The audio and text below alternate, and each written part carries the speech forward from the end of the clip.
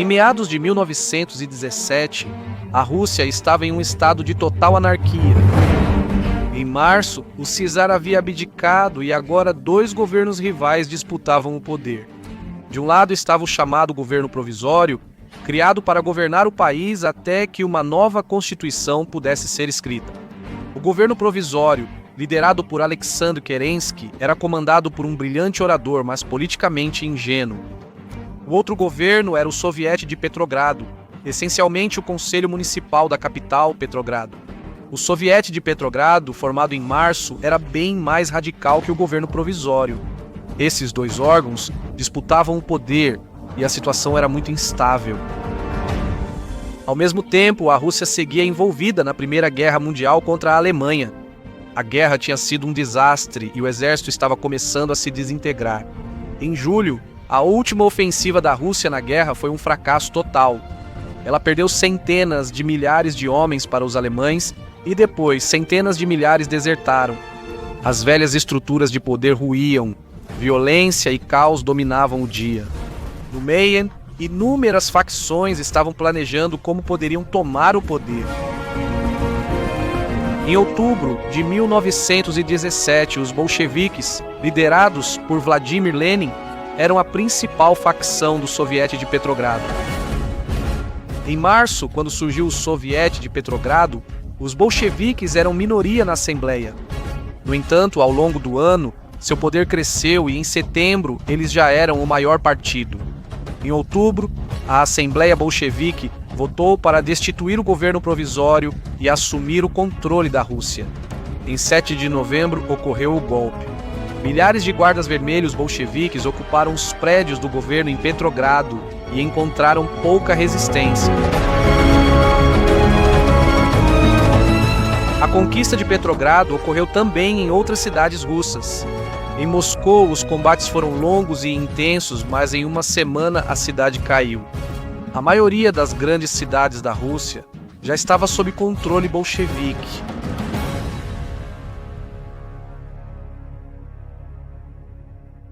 A tomada dessas cidades foi um sucesso inesperado para os bolcheviques.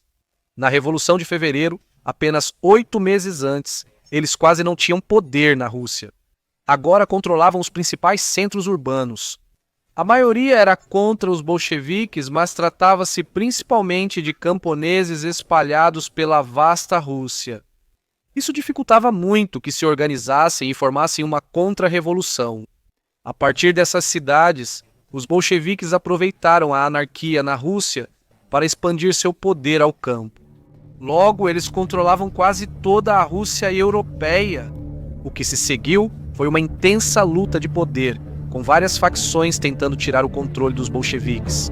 Essa luta pelo poder foi a Guerra Civil Russa.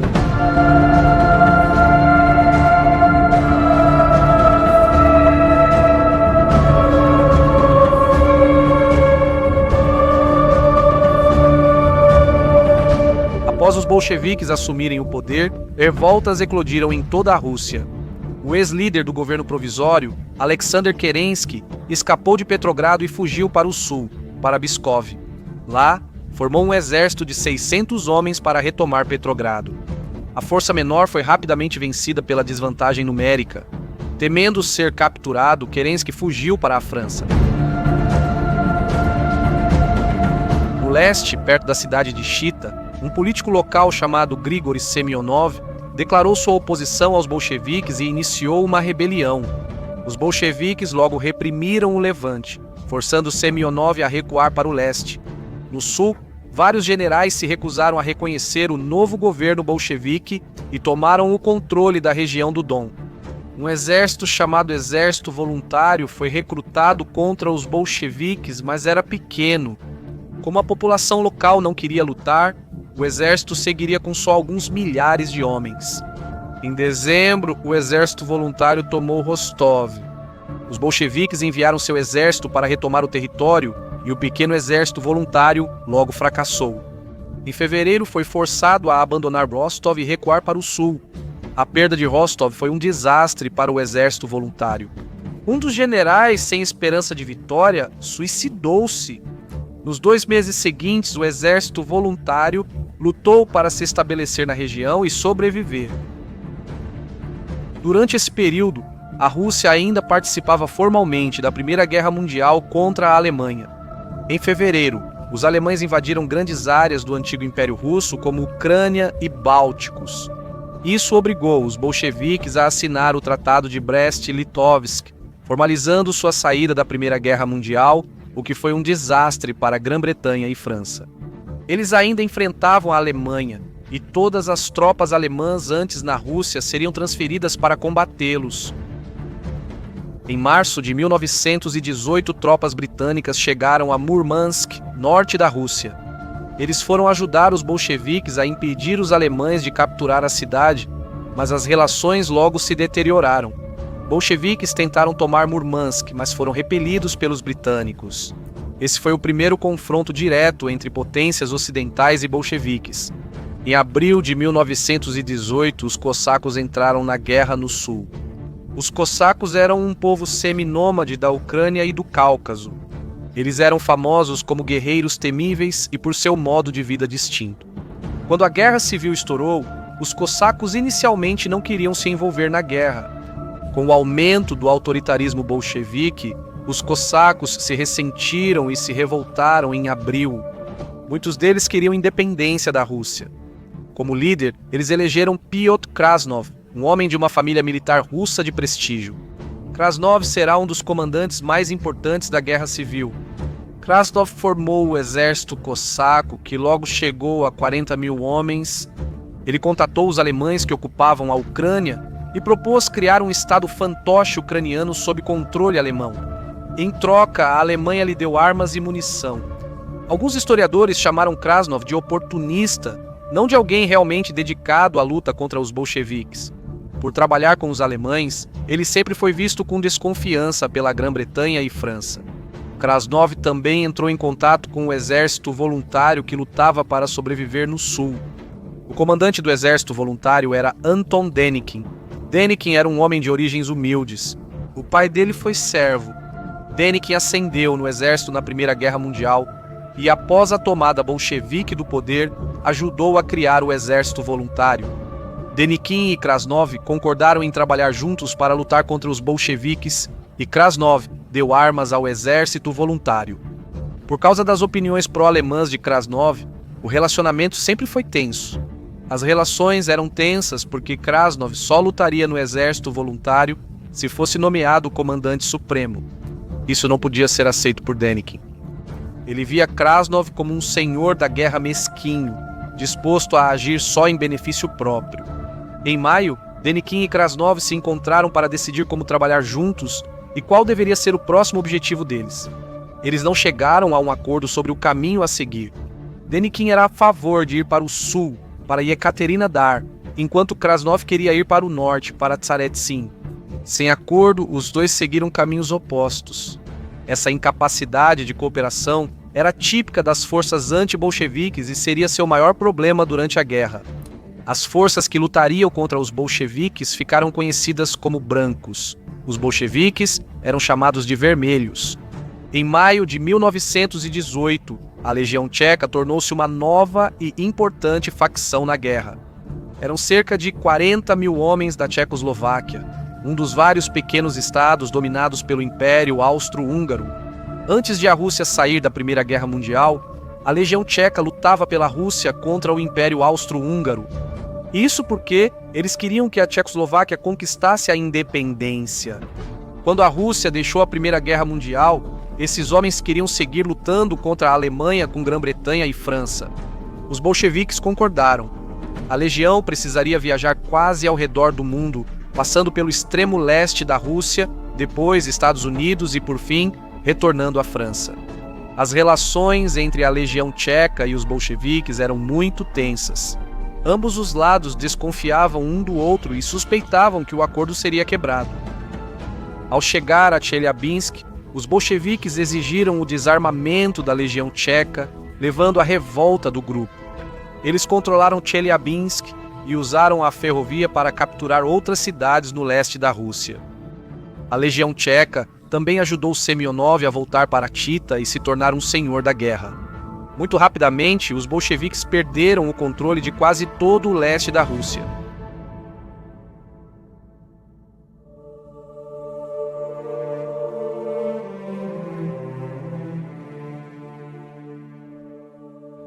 A má diplomacia dos bolcheviques com a Legião Tcheca fez com que perdessem muito território no leste. Enfrentando forças hostis por todos os lados, inclusive internamente, havia grande agitação. Muitos ficaram irritados porque a promessa de criar uma constituição foi descumprida. Houve uma eleição para uma Assembleia Constituinte em novembro de 1917, mas os bolcheviques ganharam apenas 23% dos votos, e por isso intimidaram a Assembleia a se dissolver. Isso causou um grande descontentamento nas áreas controladas pelos bolcheviques. Em julho, na cidade de Yaroslavl, uma rede anti-bolchevique organizou uma revolta, exigindo que a Assembleia Constituinte fosse autorizada a se reunir. Sem armas, os rebeldes foram rapidamente derrotados. Houve também uma revolta em Moscou de antigos aliados bolcheviques insatisfeitos com a paz com a Alemanha. Ela também foi rapidamente reprimida. Em agosto, houve uma tentativa de assassinato contra o líder bolchevique Vladimir Lenin. A resposta dos bolcheviques foi iniciar uma política de extermínio de qualquer um que eles considerassem uma ameaça. Inspirados no terror da Revolução Francesa, dezenas de milhares foram mortos pela polícia secreta bolchevique. Essa política ficou conhecida como o Terror Vermelho. As forças brancas também foram extremamente brutais e mataram dezenas de milhares no chamado Terror Branco.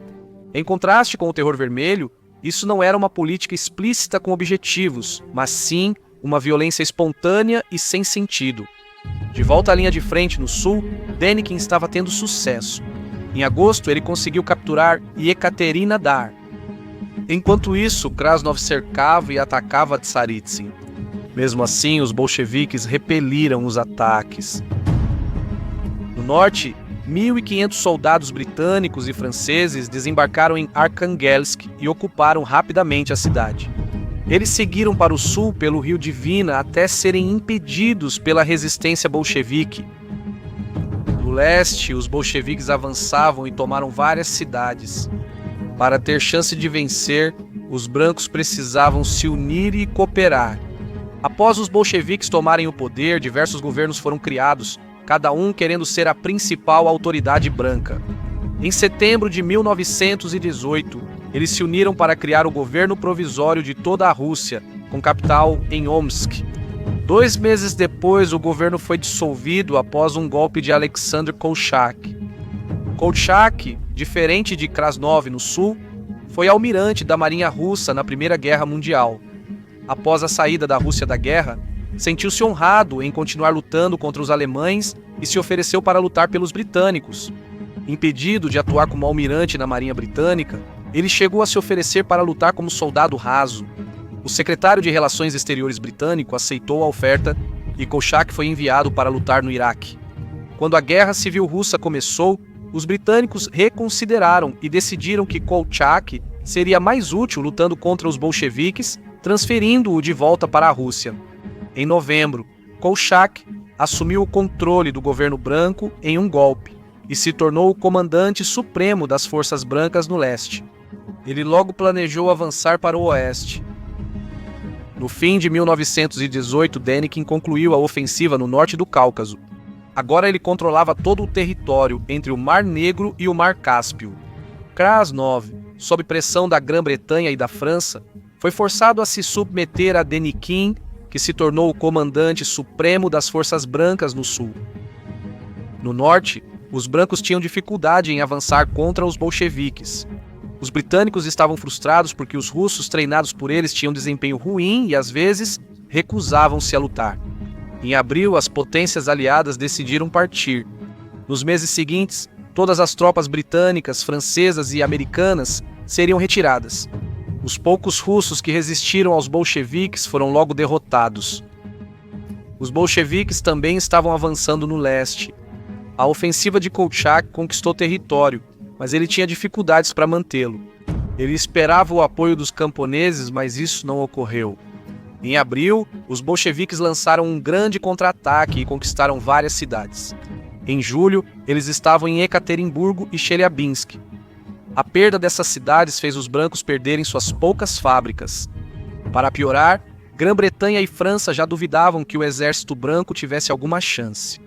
Eles estavam frustrados porque muitas armas fornecidas eram roubadas e iam parar com os bolcheviques.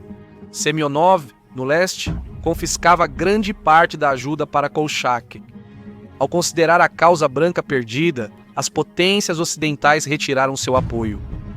Enquanto Kolchak enfrentava dificuldades no leste, Denikin avançava com sucesso para o oeste e entrou na Ucrânia. Aqui, os brancos lutavam não contra os bolcheviques, mas contra anarquistas aliados a eles. Os anarquistas, liderados por Nestor Makhno, buscavam criar uma sociedade sem Estado. O exército branco estava repelindo as forças de Makhno e, em junho, eles tomaram Kharkiv. No mesmo mês, os brancos finalmente tomaram Saretsin e agora Denikin mirava Moscou. Ele avançou para o norte e, em outubro, tomou Oriol. As forças de Denikin estavam a 300 quilômetros de Moscou. A vitória parecia próxima. Apesar disso, os brancos avançaram rapidamente e ficaram sobrecarregados. Incapazes de consolidar seus ganhos, suas linhas de suprimento estavam vulneráveis. As forças de Makhno conseguiram tirar proveito disso e avançaram para o leste, encontrando pouca resistência. Forças brancas tiveram que ser enviadas para conter a ameaça, enfraquecendo suas tropas no norte. Isso permitiu que os bolcheviques lançassem um contra-ataque e reconquistassem o território perdido. Em outubro de 1919, uma nova e breve frente de guerra surgiu nos Balcãs. Ela foi liderada por Nikolai Yudenich. Yudenich, ex-oficial do exército russo, defendeu uma frente nos Balcãs no início da Guerra Civil Russa. Agora ele teria seu desejo realizado. Um exército branco com tanques britânicos avançou para dentro da Rússia e chegou aos arredores de Petrogrado. Porém, Yudenich não destruiu a ferrovia para Moscou, permitindo o envio de reforços bolcheviques. A defesa da cidade foi liderada por Leon Trotsky. Trotsky foi o principal general bolchevique na guerra e suas reformas melhoraram muito o Exército Vermelho. Ele era um orador incrível, capaz de inspirar e persuadir com sua retórica. Liderados por Trotsky, os bolcheviques conseguiram repelir o ataque e, em um mês, as forças de Yudenich estavam de volta à Estônia. No leste, o exército branco começava a fracassar. Em novembro, os bolcheviques estavam prestes a atacar a capital branca, Omsk. Eles eram cerca de 100 mil contra 50 mil brancos. Devido à confusão no alto comando branco, a defesa da cidade foi extremamente ineficaz e ela caiu para os bolcheviques em 14 de novembro. Bolcheviques capturaram 30 mil soldados brancos. Com a perda de Omsk, as forças brancas no leste desmoronaram. Kolchak renunciou ao cargo e passou o comando a Semyonov, sediado em Chita. Os bolcheviques avançaram para o leste e os brancos restantes fugiram na chamada Grande Marcha do Gelo da Sibéria. 30 mil soldados do exército branco e suas famílias foram obrigados a marchar 2.000 quilômetros para o leste até Chita. Muitos morreram congelados. Na frente sul, os brancos seguiam perdendo território. Em dezembro, eles perderam quase toda a Ucrânia e em janeiro, Saritsin e Rostov caíram. Denikin acabou tendo que evacuar seu exército e 40 mil soldados foram levados para a Crimeia. 30 mil pessoas que não foram evacuadas foram executadas pelos bolcheviques. Após isso, Denikin renunciou e passou o comando a Piotr Wrangel. Wrangel era um excelente comandante de cavalaria e tinha sido um dos generais mais competentes da guerra. Ele reuniu todas as forças brancas restantes na Crimeia, o último reduto dos brancos no sul. Ele passaria os próximos meses tentando sair da Crimeia e conquistar território na Ucrânia continental. Isso se mostraria infrutífero. As forças de Wrangel foram derrotadas pelos vermelhos e, em novembro, evacuaram para Istambul. Os brancos no sul foram derrotados. No mesmo mês, os bolcheviques derrotaram as forças de Semyonov no leste. Semyonov controlava Chita com apoio japonês, mas após a retirada das forças do Japão, foi dominado pelo Exército Vermelho. Em novembro, ele teve que deixar Chita e fugir para a China. O último reduto dos brancos na Rússia havia caído. Com Com a derrota de Semyonov e a captura da Crimeia, os bolcheviques haviam derrotado sua principal oposição. No entanto, eles continuariam enfrentando rebeliões, às vezes envolvendo centenas de milhares de rebeldes. Na cidade de Tambov, o político Alexandre Antonov se opôs à confiscação forçada de grãos e conseguiu reunir um exército de 20 mil camponeses. A rebelião se transformou em uma guerra de guerrilha, que durou 2 anos. Os bolcheviques enviaram 100 mil homens para reprimir a revolta, usando até gás venenoso para eliminar rebeldes nas florestas. Em março de 1921, na ilha de Kotlin, perto de Petrogrado, 10 mil marinheiros se rebelaram contra os bolcheviques. Esses homens lutaram pelo governo bolchevique, mas estavam insatisfeitos com o rumo da revolução. Exigiam menos poder aos bolcheviques e a participação de socialistas e anarquistas na revolução. Os bolcheviques invadiram a ilha com dezenas de milhares de homens, e em 3 semanas a rebelião foi esmagada. A maior revolta foi a rebelião da Sibéria Ocidental, que pode ter envolvido até 100 mil camponeses. Por um tempo, os bolcheviques perderam novamente o controle de boa parte da Sibéria, como Omsk e Ekaterimburgo. A revolta duraria quase 2 anos, mas acabou sendo esmagada. Com a consolidação do poder, os bolcheviques iniciaram a construção de sua utopia comunista, resultando na morte de dezenas de milhões. Em maio de 1922, Lenin teve o primeiro de 3 derrames, e assim seu poder rapidamente começou a diminuir. A disputa pelo poder foi vencida por um dos homens mais importantes da história, Iosif Stalin. Stalin transformou a Rússia, do vácuo de poder pós-guerra civil, em uma das mais absolutas ditaduras do mundo. Ele também criaria um estado com geografia parecida ao antigo Império Russo, a União Soviética. Esse seria um dos 2 superpoderes da Terra pelas próximas décadas.